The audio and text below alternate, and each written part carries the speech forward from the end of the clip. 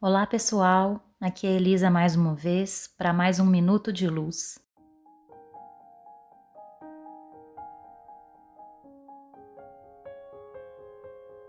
E hoje a gente vai conversar um pouquinho sobre o Livro dos Espíritos, especificamente sobre a questão 919 de O Livro dos Espíritos.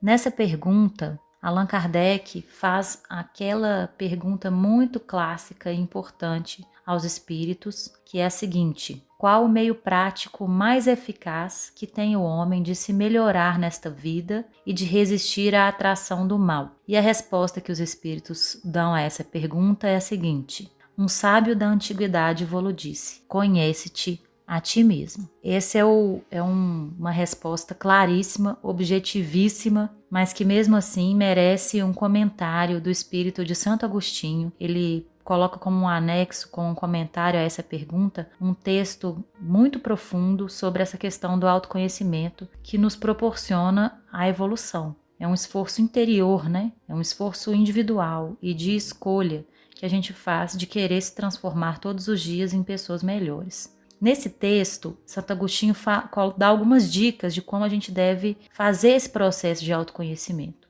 A primeira dica que Santo Agostinho dá é a reflexão sobre as nossas próprias atitudes. Ele aconselha que a cada dia a gente tenha um tempo dedicado a olhar para as nossas atitudes, olhar se essas atitudes foram boas ou não.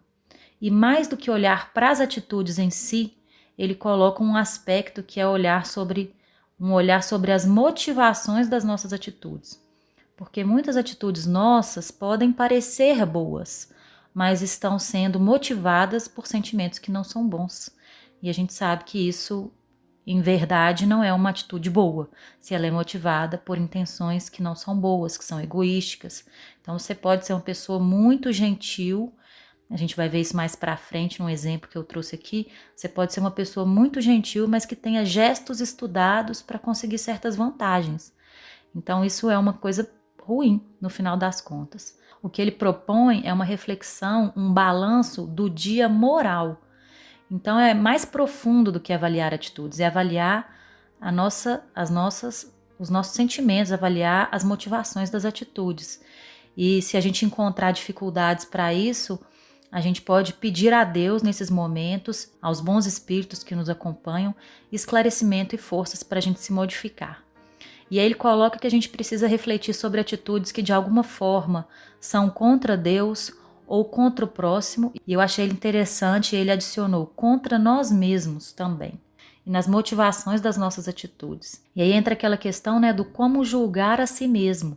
Como a gente vai ter esse olhar crítico em relação a nós mesmos? Isso é muito difícil, é uma habilidade muito grande e que requer de nós um desprendimento e uma abertura muito grande, às vezes maior do que a gente possui.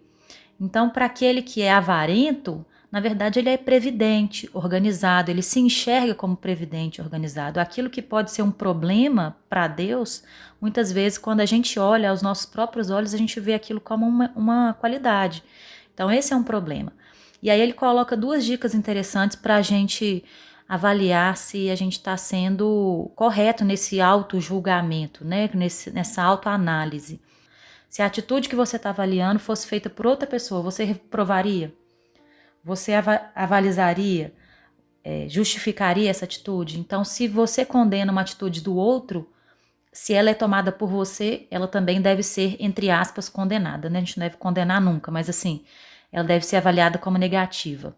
E uma outra dica que ele dá é a de nós acolhermos as opiniões das pessoas, procurarmos pelas opiniões das pessoas, inclusive dos inimigos. Os inimigos colocam um espelho na nossa frente. Os inimigos não têm interesse nenhum em te proteger de quem você é, então eles colocam claramente quem é você. É dolorido, a gente sabe, porque a gente tem muito orgulho, mas se a gente analisar as advertências que recebemos dos nossos inimigos, a gente pode tirar muito material produtivo para a gente se conhecer e se transformar.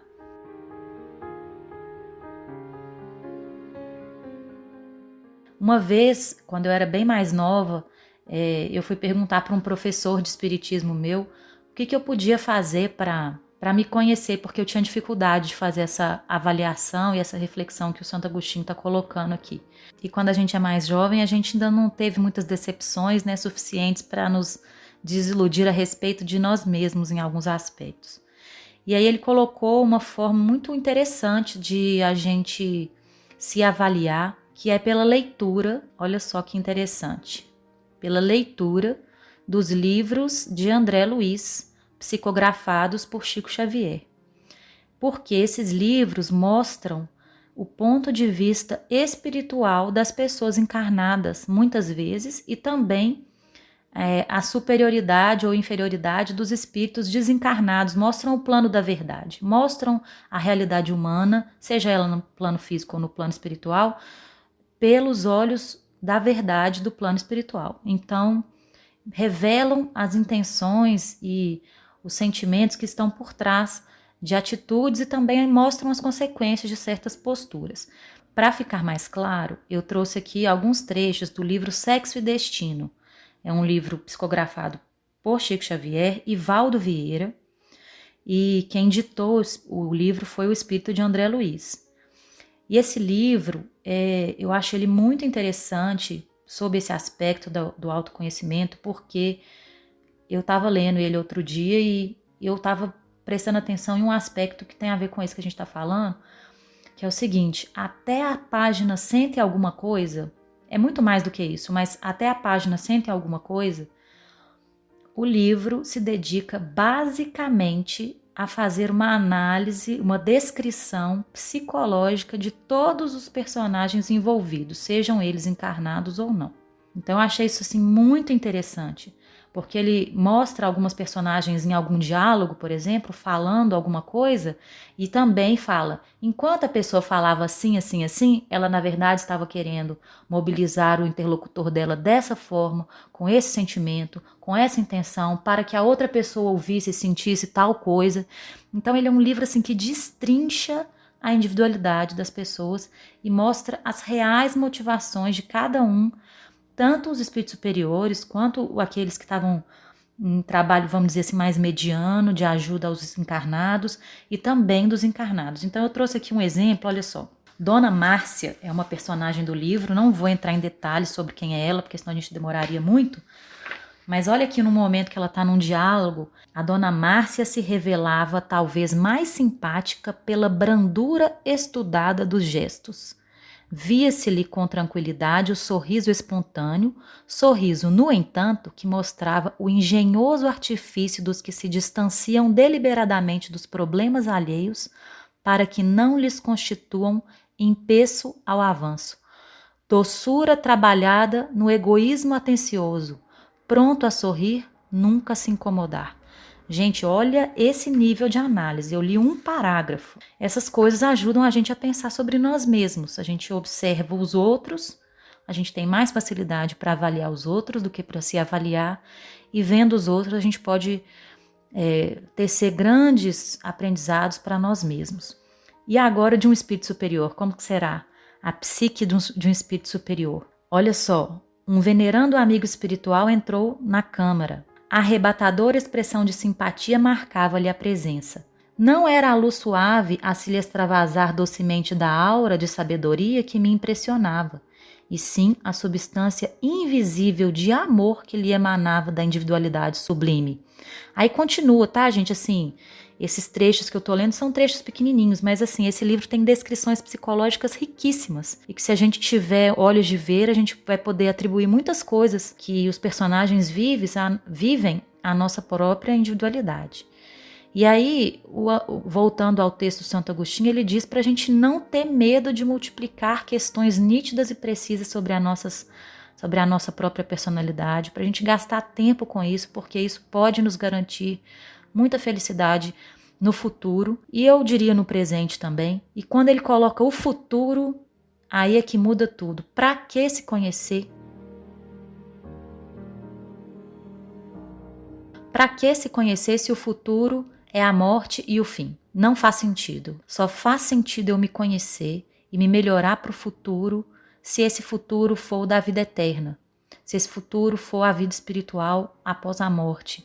E ele coloca assim, nós provocamos fenômenos. No início do Espiritismo, né, eu estou colocando esse parênteses aqui, no início do Espiritismo, ele diz, nós provocamos fenômenos para vos impressionar os sentidos, para vocês não terem dúvidas. E a esses fenômenos seguimos com instruções. Então, os fenômenos vêm, criam uma fé, uma crença, uma certeza da vida espiritual, e depois vem as instruções para que a gente adeque a nossa postura de acordo com esse novo paradigma da vida eterna. E aí ele coloca que todos nós devemos espalhar essas instruções. Então, estou eu aqui espalhando essa instrução, mas ela não deve parar em você que está ouvindo. Quem aprende o Espiritismo precisa espalhar o Espiritismo. Quem aprende verdades espirituais e entende a importância delas precisa se transformar num divulgador desses conhecimentos, com responsabilidade, com estudo, com seriedade, mas divulgando, porque a humanidade está sedenta desse conhecimento. Esse foi o Minuto de Luz de hoje e estamos aqui para receber o feedback de vocês, interagirmos e quem sabe aí que a gente tenha contribuído para o entendimento de alguém. Um grande abraço e até a próxima.